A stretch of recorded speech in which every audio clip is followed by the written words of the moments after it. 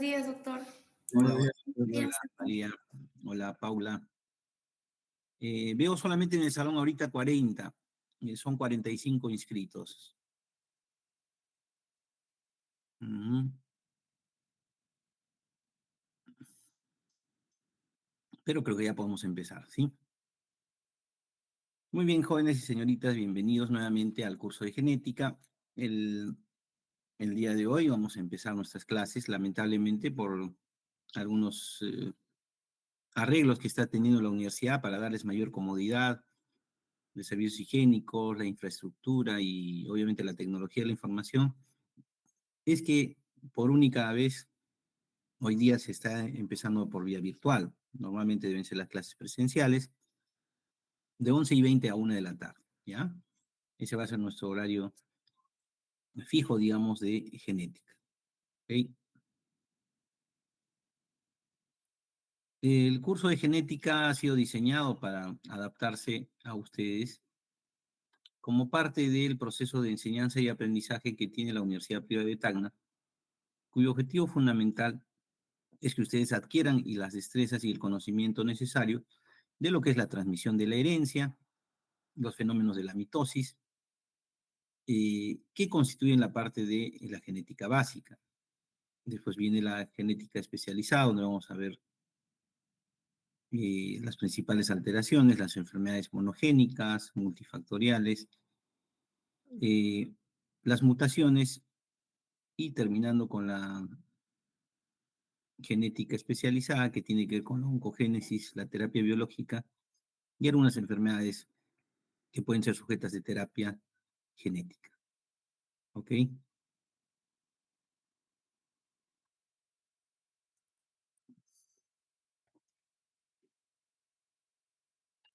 Bien.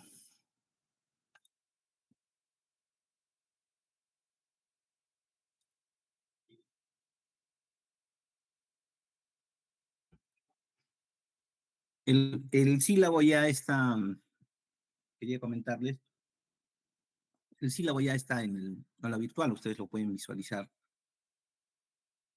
Está compuesto fundamentalmente de 3 unidades didácticas. La primera unidad es genética clásica y citogenética. Ya están las fechas del dictado de clases.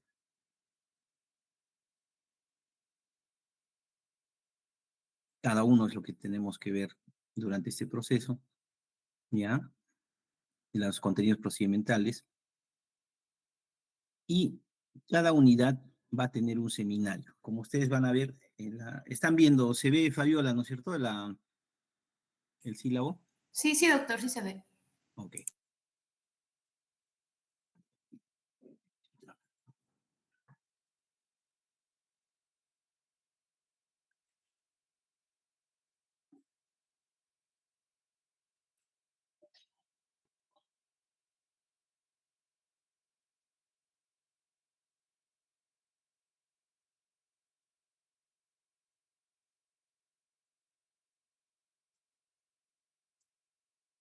Bien.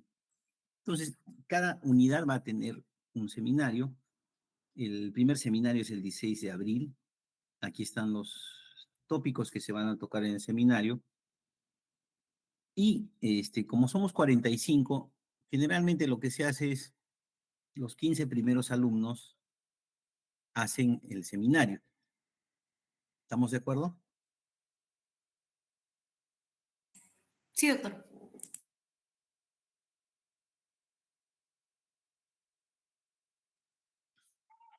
Por ejemplo, desde Anco, Quispe, Ana Paola, ¿está presente? Sí, doctor. Buenos días. Hola. Berrospi, Cáceres, Calizaya, Carrasco, Castillo Bayón, Chamorro Paz, Chire Quiñones, Choque Maquera, Chuquillauri Chambi, Chura Mamani, Chura Quispe, Cotos Calle y Cueto Chávez tienen que hacer el primer seminario este 19 de abril. ¿Listo?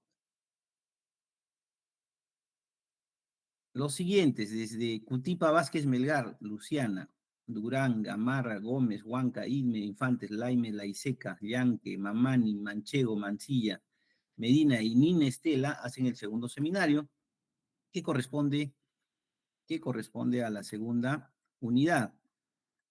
En la segunda unidad les corresponde hacer seminario el 28 de mayo, que es reacción de cadena de polimerasa y presentación de casos clínicos 2. Para el primer grupo, el ciclo celular y quinasas dependientes de ciclinas, y hay un artículo que lo vamos a pegar en la aula virtual, tienen que desarrollar el seminario en base a ese artículo. Es un muy buen artículo que habla de los ciclos celular y las quinasas dependientes de ciclinas, ¿ya? Y se les va a otorgar los primeros casos clínicos con aplicación clínica. Esos casos clínicos están comprendidos en el libro Thompson y Thompson, que está en la universidad, así que no hay excusa. En la biblioteca de la universidad está el Thompson. Esos casos clínicos salen de ese libro Thompson. Y si ustedes tienen la oportunidad de comprarse el libro, vean ustedes lo que es en la parte media del libro, ahí están los casos clínicos, ¿ya?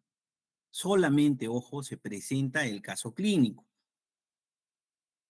¿ya? El caso clínico, cómo se hizo, cuál es la sintomatología clínica, cómo se lleva al diagnóstico. Y de parte de ustedes pueden adicionar alguna investigación con respecto a esa enfermedad. ¿Listo? Así es.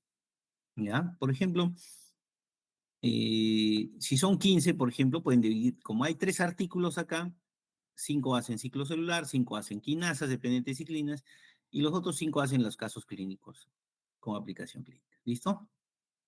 Muy bien.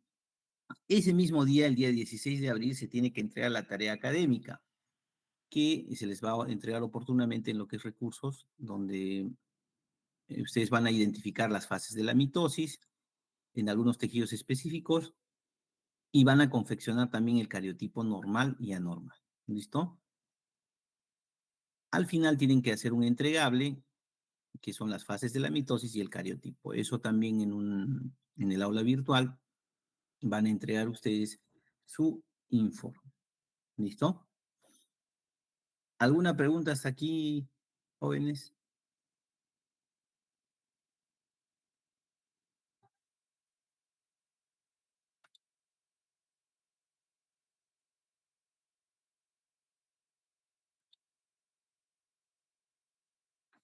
Fabiola, ¿alguna pregunta? Estamos bien, ¿no? Doctor, o sea, las dos tareas académicas se entregan por el aula, ¿no? Sí, en aula virtual. Y esa fecha, no se va a cambiar la fecha, ¿ya? Por eso estoy indicando claramente, ¿sí?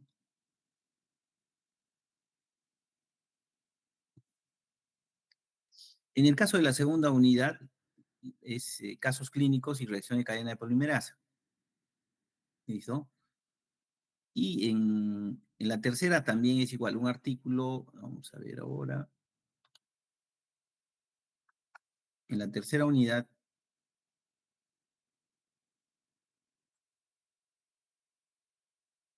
tenemos clonación, marcadores tumorales, ese artículo también yo les voy a dar, y presentación de casos clínicos 3, ¿ya? En la tarea académica de la unidad 2, tienen que hacer un árbol genealógico familiar y se va a dar un ejercicio de problemas prácticos con genealogía. Eso también va a generar un entregable, ¿no? Obviamente ahí sí les voy a pedir el árbol genealógico. Ustedes no lo van a poder presentar por el aula virtual, van a tener que hacerlo de forma física, ¿ya? Y en el caso de la tercera unidad no hay problema, es entregable directamente al aula virtual. ¿Listo? Hay 3 exámenes, los exámenes ya están publicados, ya tienen fecha, no se va a cambiar, salvo alguna disposición de la facultad. Para el peso de las evaluaciones, 80% es el examen teórico y un 20% la tarea académica. ¿Listo? La primera y la segunda unidad tiene un peso de 30%, la última unidad, que es la evaluación también del seminario, aquí está, evaluación de seminario, también corresponde a un 20% de la nota. ¿Listo? Y un 60% de la unidad, el examen teórico, y las tareas académicas 20%. ¿Listo?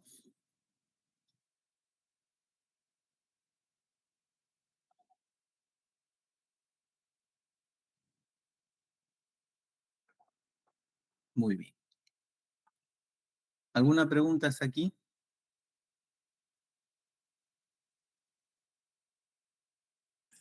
Doctor, una pregunta. ¿Los seminarios también incluye una monografía o algún documento? No, tienen que hacer entregarme el PPT, ¿ya? Un PowerPoint tienen que entregarme de la ponencia. No es necesario hacer un resumen, ¿ok?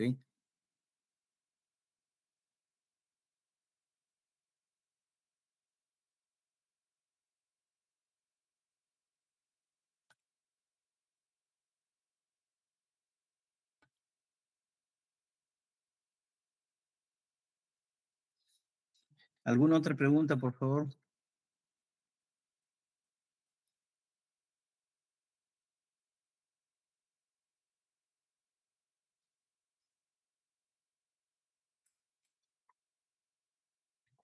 Molly Calizaya.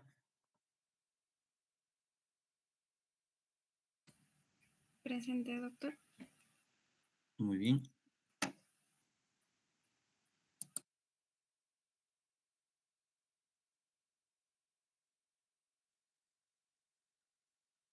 ¿Alguna pregunta, Molly?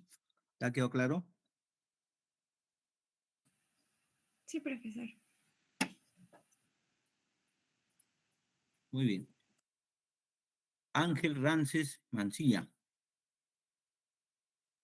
O Manchego. Sí, profesor, todo claro. Muy bien.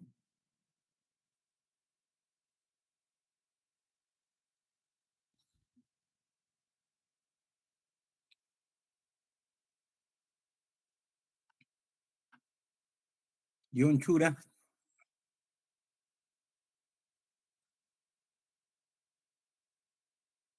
Sí, todo claro, profesor.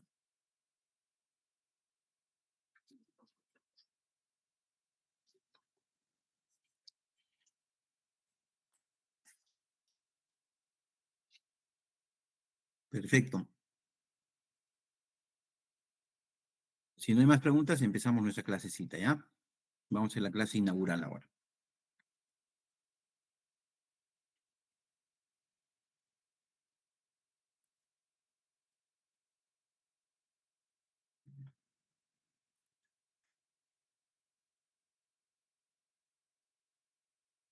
Muy bien. ¿Observan el PowerPoint? Sí, profesor. Sí, doctor, una pregunta. ¿Va a grabar la clase?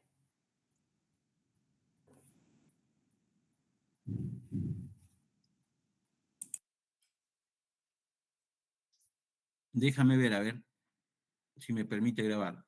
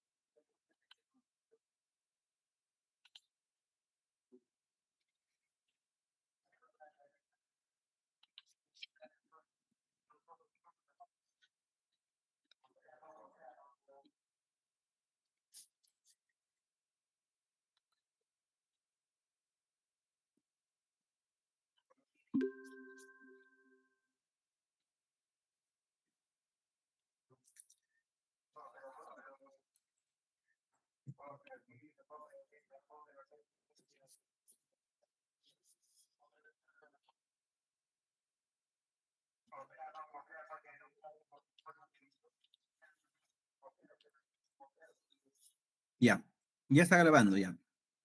Tenemos ahí se ve el PPT, ¿verdad?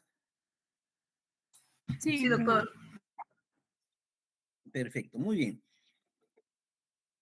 Miren, una de las estructuras dentro de la malla curricular de medicina es un curso muy importante que corresponde a la genética médica. Ya ahora en la parte clínica y en la experiencia profesional, ya normalmente vemos ya pacientes de fondo que tienen una enfermedad genética.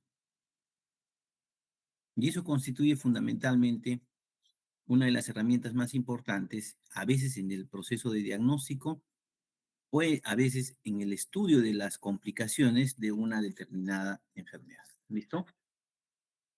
Entonces, ¿qué es lo que ha pasado a través del tiempo? La genética fue considerada antes como un área de la medicina que era difícil de entender y difícil de comprender debido a sus mecanismos, muchos de ellos aún no conocidos, pero que progresivamente fueron descubriéndose que tenían que ver justamente con la transmisión de la herencia. Y al conocer la transmisión de la herencia, se conocía cómo tal o cual enfermedad podía tener, digamos, históricamente, una representación familiar. ¿Por qué determinadas enfermedades se podían presentar en determinados grupos familiares o en determinadas ubicaciones geográficas? Entonces, es así que se empieza a formular una serie de investigaciones que finalmente ahora conducen al conocimiento de muchas enfermedades que antes se llamaban congénitas y que en realidad son enfermedades genéticas y que muchas de ellas en la actualidad sí gozan de tratamiento y algunas están en vías de desarrollo de tratamientos, ¿ya? Muchas de ellas ustedes la van a ver en el hospital.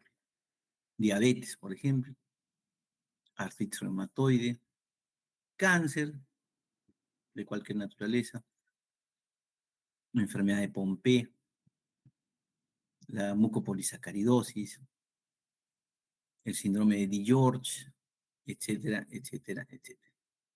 ¿Ok?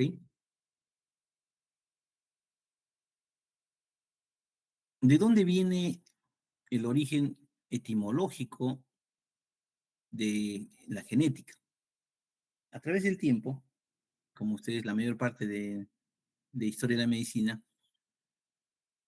la mayor parte de especialidades y ramas de la medicina han sido pues acuñados los nombres por vocablos de origen griego. Y obviamente la genética no ha salido de esa regla. También parte de dos vocablos griegos, que es realmente la unión de dos palabras, uno que es genos, que significa raza, nacimiento, origen, etiología. Origen, ¿no? Icos es relativo a. Entonces, la genética, digamos, tácitamente por los griegos, era una rama que se encargaba del estudio a todo lo relacionado con la raza, el nacimiento o el origen. ¿Cuál es la definición de genética? Es una ciencia médica que va a estudiar la naturaleza, organización, función, expresión, transmisión y evolución de la información genética que está codificada en los organismos, ¿no? Estudia la naturaleza. La naturaleza quiere decir el origen de los genes. También estudia la organización. ¿Cómo es que se van distribuyendo cada uno de los genes en los 23 pares de cromosomas? ¿Cuál es la función efectivamente ahora, después del proyecto Genoma Humano que se desarrolló en el año 1996 y que concluyó finalmente con la identificación de más de 25.000 genes? Se descubrió todo el material genético contenido en los 23 cromosomas de una célula. Ya se conoce cuál es la función de cada uno de ellos, ¿ya? La expresión, ¿cómo es que estos genes en determinadas circunstancias pueden expresarse? Por ejemplo, en el caso de las niñas o de los adolescentes, en realidad, ¿cómo es que cumplida la etapa de la infancia, viene la pubertad? ¿Cómo es posible que recién a esa edad se empiecen a expresar los genes de FSH y LH para que inicie la menarquia y obviamente los ciclos menstruales propios de la evolución de la pubertad y la adolescencia en el caso de la mujer, ¿no? Ese es un momento importante de la expresión de algunos genes. Dos, la transmisión. ¿Cómo es que a través del tiempo se han ido transmitiendo los genes de célula a célula y de organismo a organismo, ¿no? Vamos a conocer los cromosomas. Tenemos lo que somos los autosomas y tenemos los cromosomas sexuales. Cada uno tiene una transmisión diferente, ¿ya? Y vemos finalmente la evolución, cómo es que progresivamente los genes han ido mejorando, ha habido mutaciones, no todas las mutaciones, como vamos a ver en el capítulo segundo, en la clase número 3, cómo es posible que las mutaciones no realmente puedan generar una alteración estructural, sino que muchas de esas mutaciones pueden contribuir a la evolución de los seres humanos, ¿ya? Si ustedes se dan cuenta, nuestra raza peruana ahora ya está completamente diferente. Antiguamente teníamos muy segmentada la estructura corporal, el biotipo, digamos, de nuestras 3 regiones grandes, ¿no?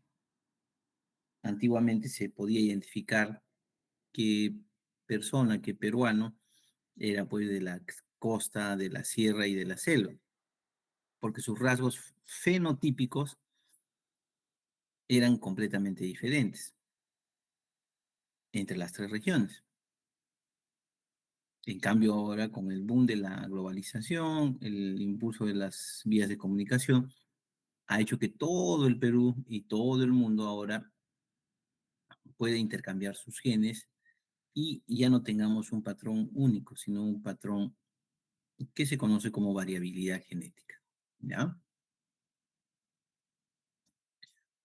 Dentro de la historia de la genética, la ciencia de la genética se ha originado formalmente en el año 1900, cuando se redescubrieron las famosas leyes de Mendel. ¿Por quiénes? Por los famosos biólogos de Vries, Correns y Sherman. Ellos redescubrieron las leyes de Mendel y las pusieron como parte de la investigación en medicina, ¿ya? Esto fue a inicios del siglo XX, ¿no? El año 1900 aproximadamente.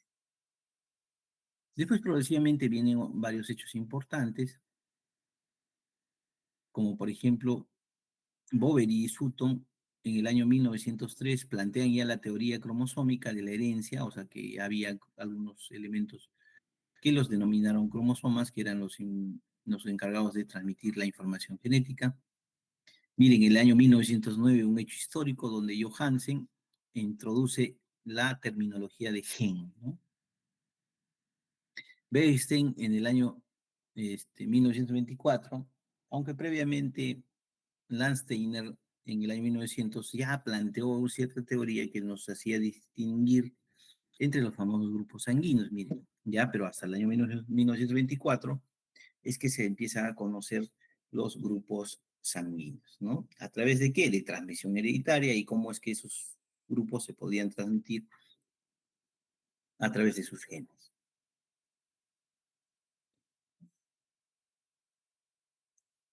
Miren, dentro de la historia ha habido hechos históricos galardonados que tienen que ver con el premio Nobel y que se hizo por trabajos de investigación en genética.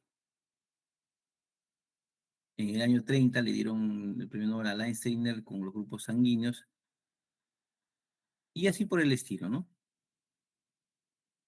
Hasta el año 1962, donde Watson y Crick empiezan a presentar el modelo de la doble cadena de ADN o la doble hebra de ADN.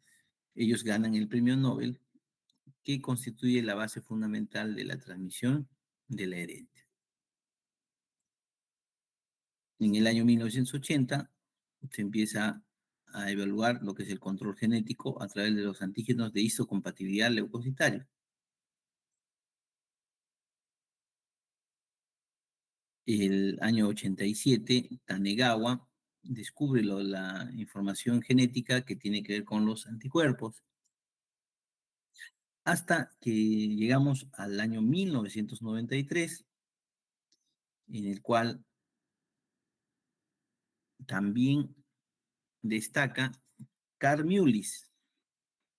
Carl Mullis, que fue uno de los principales científicos que aportaron a uno de los procesos más importantes y que nos ha servido para combatir la pandemia, que justamente tiene que ver con la famosa reacción en cadena de polimerasa, que es motivo del segundo seminario. Ahí se van a dar cuenta cuál es el fundamento teórico. Existen elementos físicos, químicos y biológicos que participan en una sola cadena de eventos cuyo objetivo final es la síntesis a partir de una muestra de ADN, conseguir la cadena complementaria y a través de ella poder identificar la similitud de la cadena por complementariedad de una de las hebras, ¿no? Miren, fíjense ustedes, un hecho importante en la genética que contribuyó a este punto.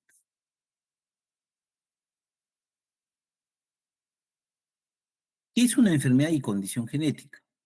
Una enfermedad o condición genética es aquella que se origina por defecto de los genes a través de cambios o mutaciones, ¿ya? Esa es una enfermedad o condición genética. Estas pueden aparecer durante toda la vida o pueden ser heredadas a través de los padres. ¿Y qué es lo que se llama, por lo tanto, hereditario? Es hereditario aquello que se transmite de padres a hijos, a lo que es congénito, que es todo aquello con lo que se nace. ¿Ya? Son dos aparentemente palabras sinónimas, pero en realidad son diferentes. ¿Ya? La primera, como les decía, hereditario es aquello que se transmite de padres a hijos, pero el congénito es aquello con lo que se nace. Es cierto, yo puedo tener información genética, pero no puedo hacer la enfermedad o no puedo hacer la condición. Tengo la carga genética, pero cuando he nacido no he tenido esa alteración. En cambio, los que sí han tenido esa representación, se dice que es congénito. ¿Listo? Congénito.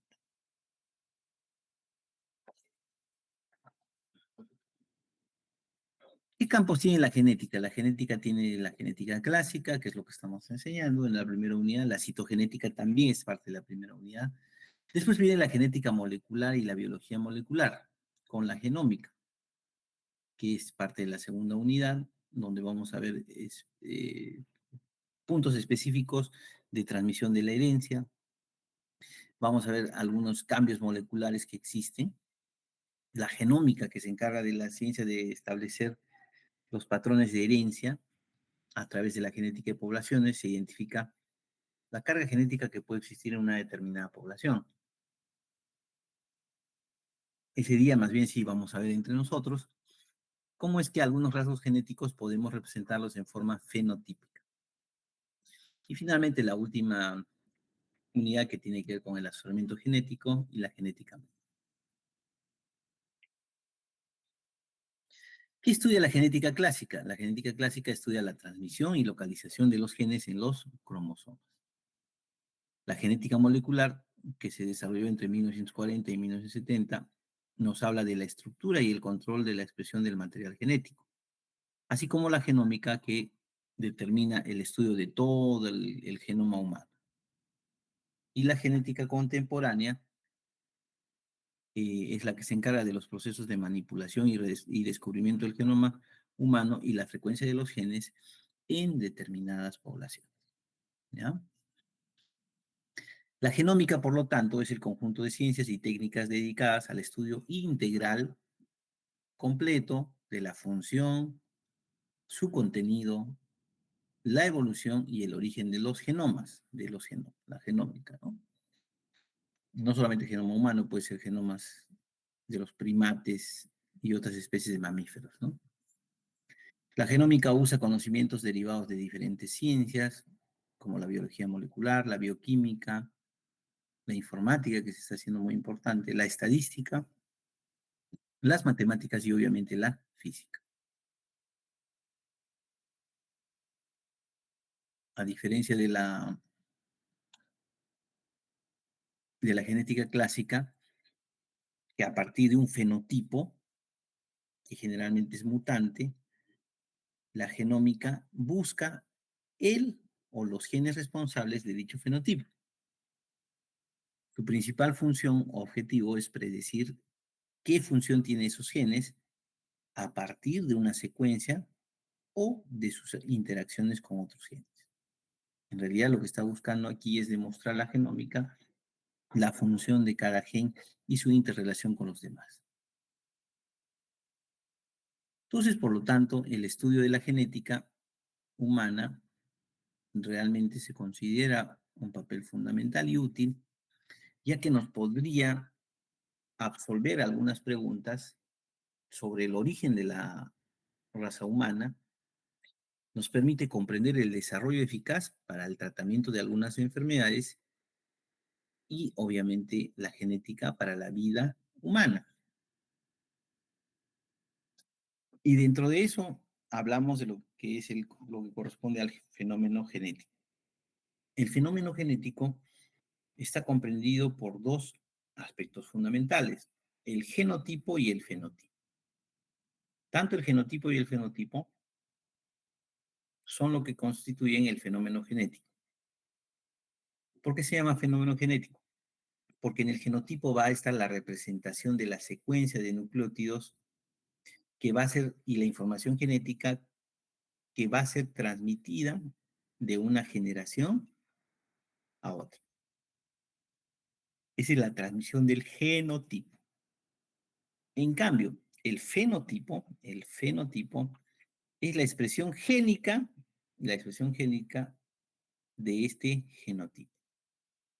Es el desarrollo externo, es la expresión externa de este genotipo. Si ustedes se dan cuenta en esta diapositiva, nadie dudaría que este es el papá y este es el hijo, ¿no? Porque ambos tienen mucha similitud la parte externa, ¿ya? Esa parte externa, la parte somática, es la que nosotros le llamamos el fenotipo, el fenotipo.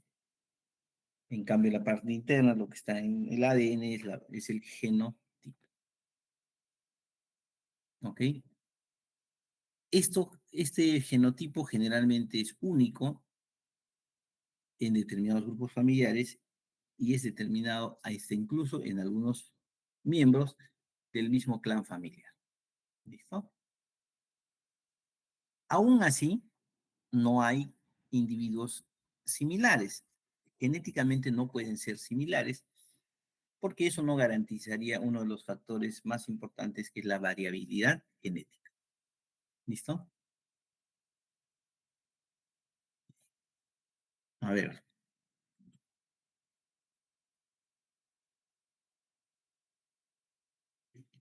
Alejandra Manchego. Sí, profesor, presente. Hola. ¿Qué ves en esta fotografía? Dime. Una multitud de gente. ¿Ya? ¿Puedes distinguirlos? ¿Qué cosa ves? A ver. ¿Qué características tienen cada uno de los individuos? Bueno, puedo distinguir que hay algunos que son de la tercera edad porque tienen el cabello blanco. Ya hay de la tercera edad, cabello blanco, ¿qué más? También veo ya personas adultas Ya, capaces de... no te vayas todavía. Tipos de cabello, a ver, dime, ¿qué tipos de cabello ves ahí? Veo blanco, negro, Color, ya. castaño. Color, exactamente. Ya estás viendo color. Ajá. También Negro, blanco, castaño. sí, castaño. Hay algunos que Rojo. son a rojo, no veo. ¿Ya? Listo. Ahora, tipo de cabello. ¿Qué tipo de cabellos ves? Veo el Lacio. lacio, sí, y también enrulado. O sea. Y te das cuenta, ya está. Mira, esto representa lo que se llama la variabilidad genética. Tú has encontrado acá uno de los factores, uno de los aspectos del fenotipo de las personas que nos hace diferentes. El color de cabello y el tipo de cabello. Ahora, ¿qué nos falta? ¿Qué más podría ser? ¿Qué otro rasgo más podríamos ver en esta fotografía? Eh, Capaz la tonalidad de la piel. Exactamente, la piel. Exacto, son diferentes. ¿Qué pieles ves ahí? Bueno, veo personas que sí son más blancas, Piel incluso en el blanca, sol, piel, eh, ya, y otros que son más, más morenos. más morenos, exactamente, ¿no? Trigueños también, ¿ves? Ujú. ¿Ok? Perfecto. Segundo rasgo. Otro rasgo más que puedes ver ahí. Capaz el de los bigotes, creo que hay algunos que les cuesta que les crezca, en cambio a otros sí les crece más. Claro, ¿no? Producción, digamos, de... Sí, vello facial. Así es. ¿Qué más? Tipo Mm, corporal. claro, sí. También algunos son más robustos.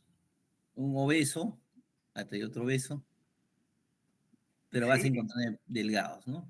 ajá. Mira, en este nivel, todos están en el mismo nivel, ¿sí? ¿Qué más ves? La estatura, ¿sí? Sí, Bajitos, medianos, altos, ¿no? Son detalles. Gracias eh, a esta identificación de estos rasgos, podemos hablar de lo que se llama la variabilidad genética. Ninguno de ellos es parecido, ¿no es cierto? sí, no, ninguno. Pero ¿tú crees que alguno de ellos dejará de tener su mismo ADN? Adenina, guanina, citosina y timina. ¿Tendrá algo más? ¿O todos tienen lo mismo? Lo más probable es que todos tengan lo mismo. No, ni lo dudes. Todos tenemos adenina, guanina, citosina y timina. Todos tenemos las cuatro bases nitrogenadas. Lo que va a Mm, cambiar es la secuencia de esos nucleótidos, ¿ya? Y eso genera y asegura la variabilidad genética. En el mundo, por lo tanto, no puede haber dos sujetos con la misma carga genética. ¿Listo? sí. Muchas gracias, Alejandra.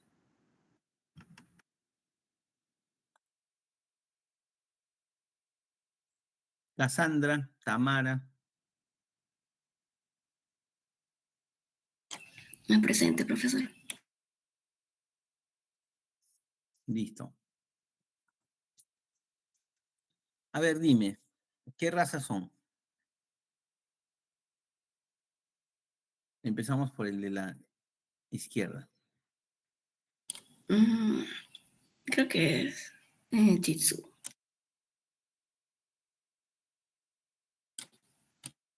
¿Estás segura? No, profesor, desconozco. Ya. Este de aquí, Es un siberiano. un Siberian Husky, ¿no es cierto? Y este es No sabría decirle. un Hash, ¿no? Este es un San Bernardo.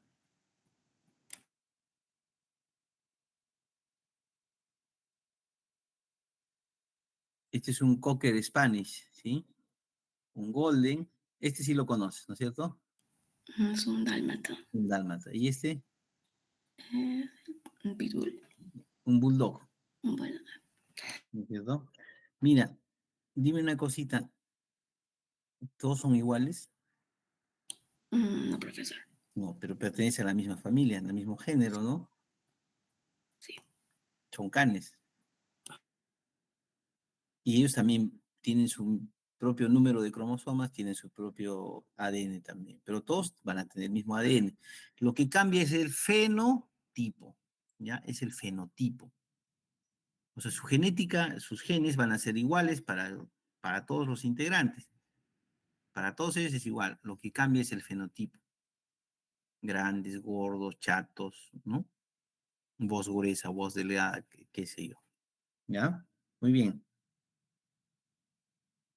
A ver, ustedes que han ido a la playa, cuando encuentran las conchitas, hasta en las conchitas hay variabilidad genética. Fíjense ustedes los semicírculos que aparecen en las conchitas, son diferentes, algunas transversales, en forma de abanico. ¿Ya? Esta es la coquina, que es la Donax variabilis, que se puede encontrar en la playa. Hasta en los caracoles de huerto, ¿no? Se puede encontrar esto. Miren, hay, digamos, algunas características en la pigmentación de sus canales en su caracol. Algunos semicírculos, otros puntiformes, punteados, ¿no? Y eso sucede en el caracol de huerta europeo, que es la cepa N. moralis, ¿no? Miren los pequeños escarabajos que hay en los jardines, que les dicen las mariquitas, les dicen, ¿no? Hasta en ellas, fíjense ustedes, la configuración externa de su caparazón puede tener diferente variabilidad cromática, como están viendo ustedes acá, ¿no? Dorsos completos, como este de acá en negro, algunos puntiformes, atigrados, ¿sí? Que pueden ser en cada uno de ellos, ¿ya? ¿Cuál es el impacto de la genética? Actualmente el impacto de la genética se está dando por su bastante influencia en la actividad humana, sobre todo en lo que es medicina, ha progresado un montón. Tiene que ver con la agricultura, ahora que estamos viviendo eh, digamos, un mayor impulso de lo que son los alimentos transgénicos, ¿no? Por eso se llama transgénicos, porque sufren cierta modificación genética. La ecología, vamos a ver más adelante cómo es que se empieza a alterar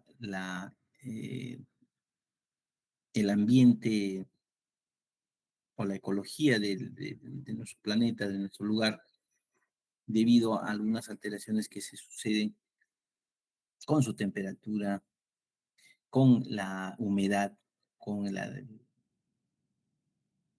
con algunas plantaciones, o incluso lo que está pasando actualmente en nuestro Perú,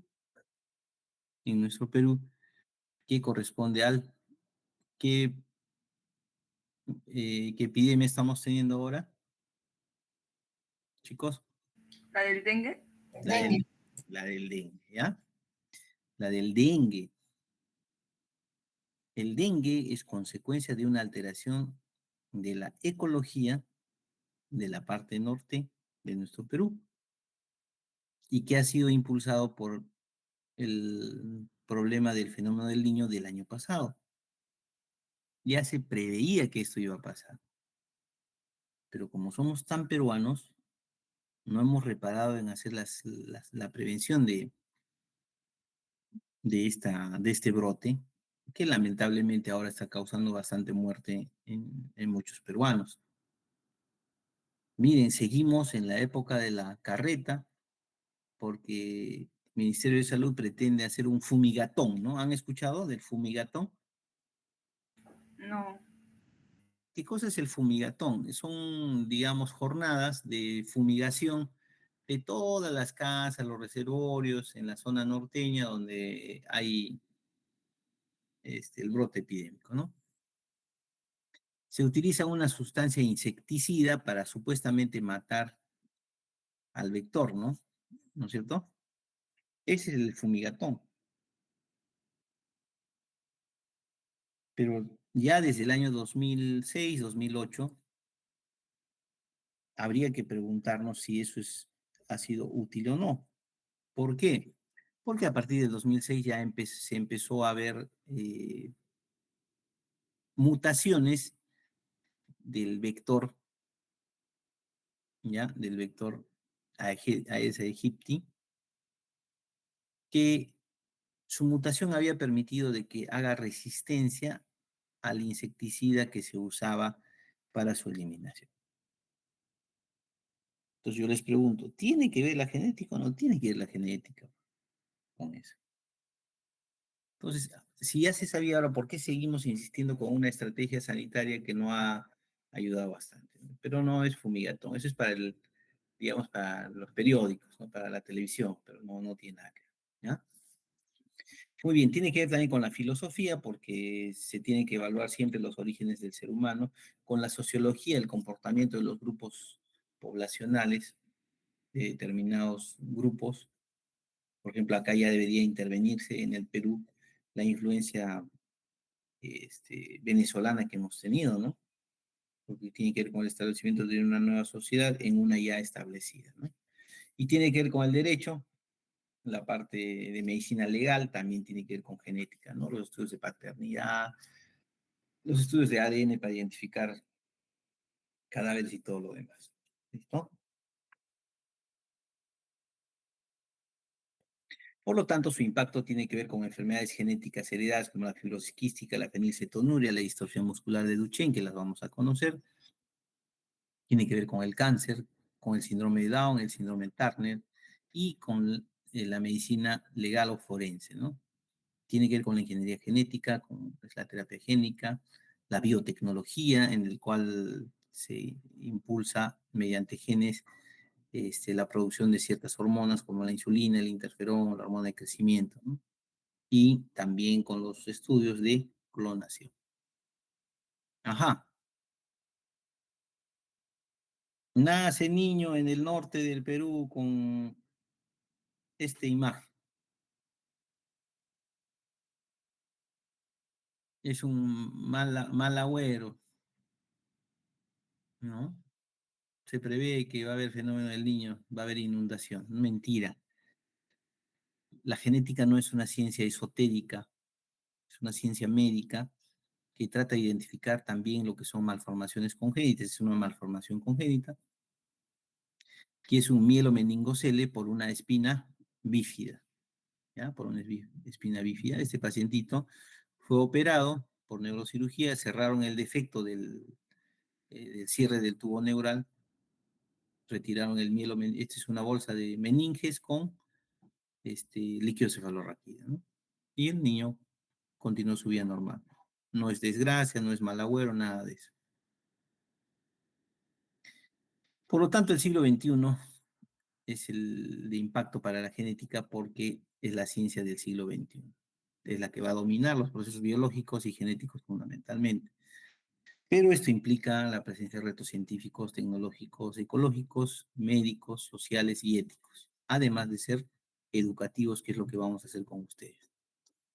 Terminamos con esto, esta imagen, fíjense ustedes, hace muchos años había unos gemelos finlandeses que nacieron siameses unidos por la cabeza, ¿no? Eso se llaman los craneópagos, los craneópagos. Actualmente los chicos ya tienen más de 17 años, fueron sometidos a una neurocirugía donde se les separó el cráneo y el cerebro y como los ven ahora, cada uno tiene una vida absolutamente aislada e independiente, ¿ya? Eso también, para eso ayuda también la genética. Por lo tanto, la genética no puede ser más una ciencia esotérica, o sea, nosotros no somos de chamanes ni de esas cosas. La genética nos atañe a todos, versa sobre la vida y la muerte, sobre el significado y la respuesta a la incapacidad física que pasó, esas malformaciones, esas alteraciones de las extremidades, ¿no? ¿Por qué razón se presentaron? ¿Cuál fue el origen? ¿No? ¿Cuál fue la exposición? Y además también hablamos sobre los nuevos dilemas morales creados por nuestro creciente conocimiento, como la clonación, ¿no? La clonación es buena, es mala, nos sirve, nos ayuda, de qué manera podría contribuir a mejorar la calidad de la vida humana. Eso es lo que al final se pretende hacer con todas las ramas de la medicina y obviamente mejorar los indicadores de salud de una población como la nuestra. ¿Listo? Muy bien. ¿Alguna pregunta, jóvenes y señoritas?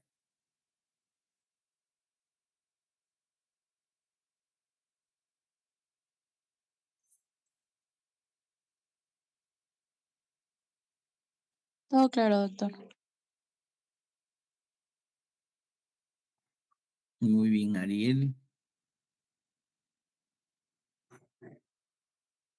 Luciana. Tipa. Buenos días, doctor. Todo claro por ahora.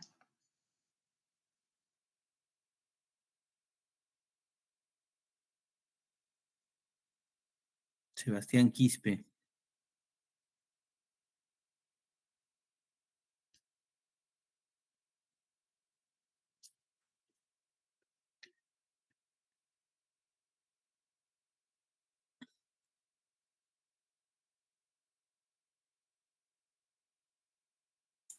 Todo claro, doctor. Perfecto, no te duermas.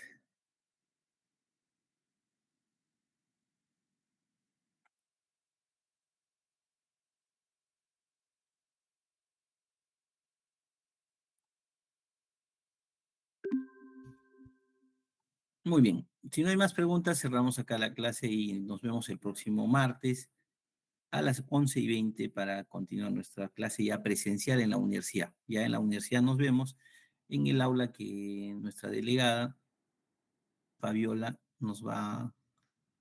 les va a ustedes dar a conocer, ¿ya? Muy amables, tengan muy buenos días y nos vemos el próximo martes.